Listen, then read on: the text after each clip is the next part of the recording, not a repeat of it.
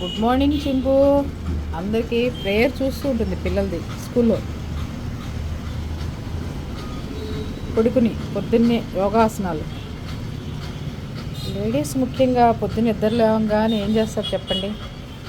చక్కగా hot water కాచుకొని కొంచెం అల్లం, ఇలాంటి శంఖం పూలు కుండీలో కూడా పెంచుకోవచ్చండి. మీరు రోజు కనీసం ఒక 20 పూలు వస్తాయి. దాంట్లో కొంచెం తులసి దళాలు వేసుకొని బాగా మరిగించేసి ఆ నీళ్లు తాగారంటే చలికాలం కొంచెం ఈ జలుబు దగ్గులు ఇలాంటివి ఏమున్నా సరే వెంటనే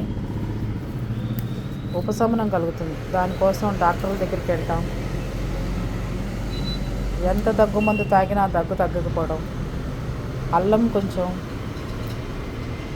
తులసాకి రసం అన్నీ కలుపుకొని కనుక తాగితే మీకు చక్కగా రిలీఫ్ ఇస్తుంది. కొంచెం దగ్గు తగ్గడానికి ఈ కుండీలో కూడా చక్కగా పెరుగుతాయి. రోజుకు ఒక 20 పూలు వస్తాయి.